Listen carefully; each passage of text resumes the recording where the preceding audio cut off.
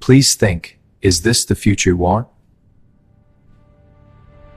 We're taught to worship at the altar of progress.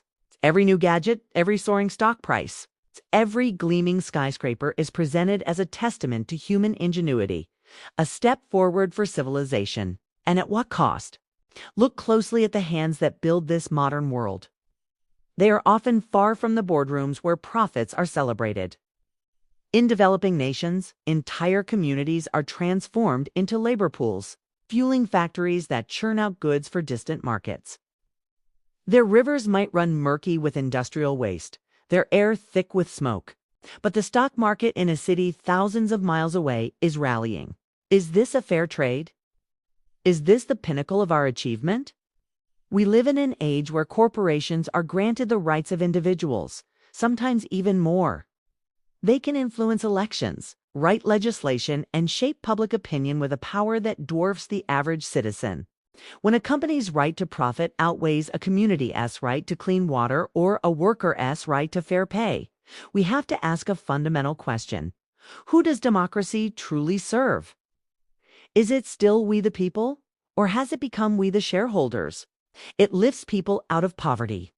It funds innovation. It creates a better life for everyone. And for a time, perhaps that was true. But we've reached a tipping point. The relentless pursuit of growth has become a kind of addiction, a cycle of consumption that demands ever more from a finite planet. And we pump carbon into the atmosphere at a rate that is fundamentally altering the climate our civilization depends on. Think about the sheer amount of waste generated by this system. Products are designed with planned obsolescence, meant to be thrown away and replaced as quickly as possible. We're encouraged to chase trends, to discard the perfectly functional for the brand new. This isn't just a byproduct of the system, it's the engine. The economy doesn't just grow by creating value, it grows by creating trash. Landfills swell into mountains, and vast gyres of plastic swirl in our oceans, a permanent monument to our throwaway culture.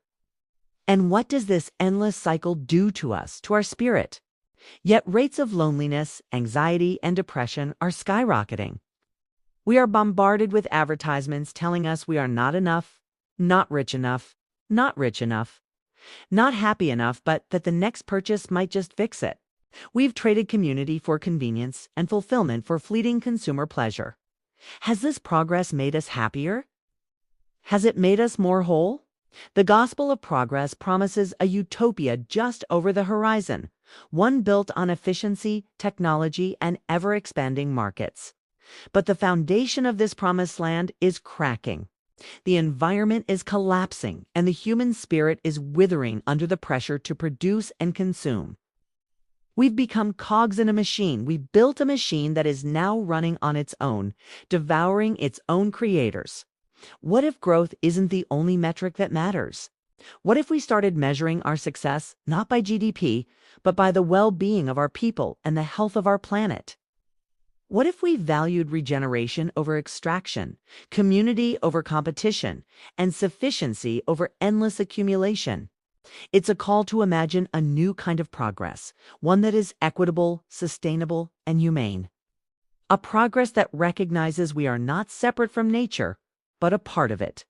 This change begins with us. It begins with questioning the stories we've been told. It begins with choosing to live differently, to consume more consciously, and to demand more from our leaders and the corporations they serve. The path ahead won't be easy. Forces invested in the current system are powerful, but the truth is becoming undeniable. The gospel of progress has failed to deliver on its promises. It's time to write a new story, one where growth means the flourishing of life in all its forms. Not just the endless expansion of a balance sheet. The future is not yet written. Let's create one that we can all believe in. Thank you for watching. If this resonated with you, please like, share, and subscribe to join the conversation.